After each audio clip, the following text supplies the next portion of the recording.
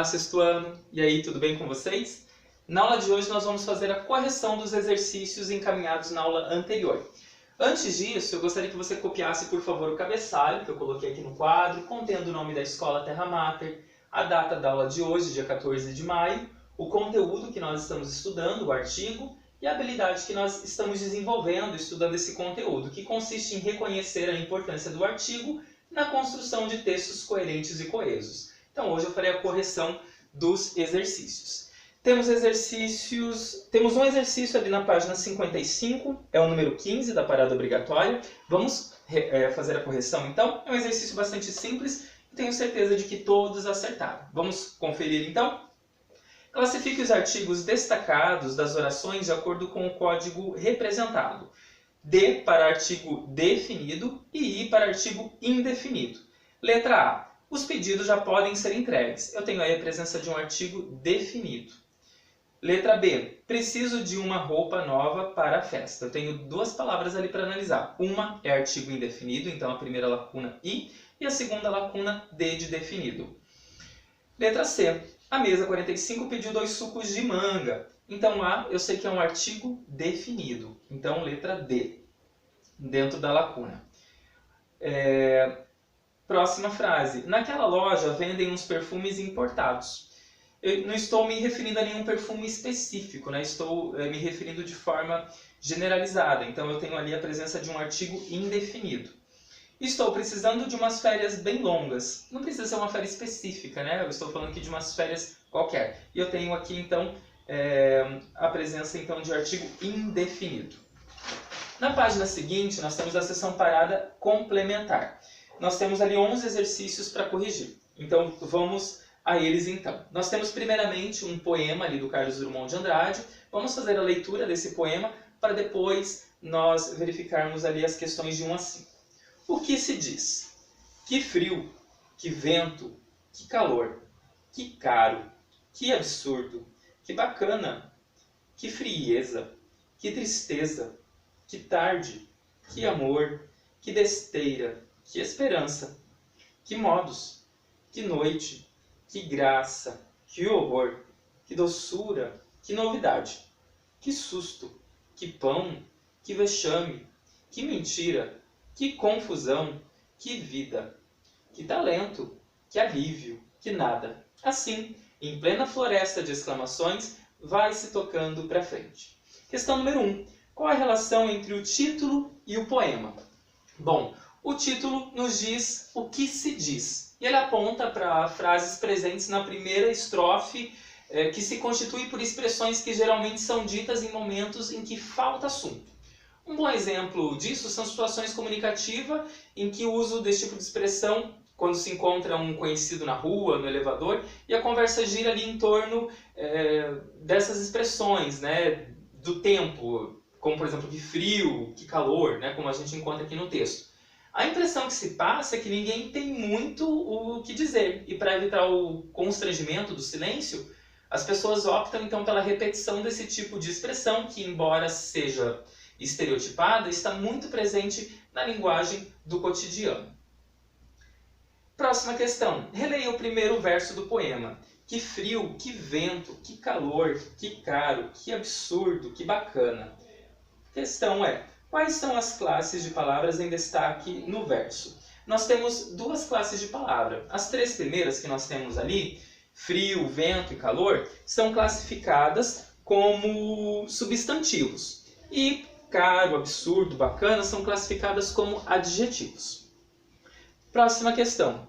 O que significam as expressões marcadas pelos pontos de exclamação? Bom, as 3 primeiras, essas expressões ali marcadas pelos sinais de exclamação, elas expressam estados emocionais desse sujeito poético, como por exemplo, alegria, tristeza ou aborrecimento, alívio, ok?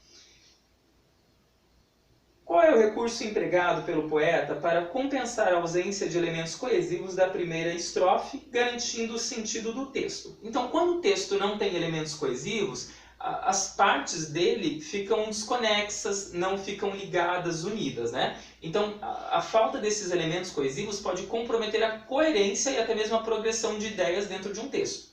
No caso desse poema do Drummond, o último verso ele enlaça esses versos anteriores, compensando a ausência desses articuladores no encadeamento das ideias. Então, por meio dessa amarração, o texto deixa de ser um amontoado de exclamações desconexas para se construir uma unidade de sentido, né? Se tornar, de fato, um texto. Questão 5. No último verso do poema, a palavra floresta foi empregada no sentido conotativo ou denotativo? Justifique sua resposta com elementos do texto.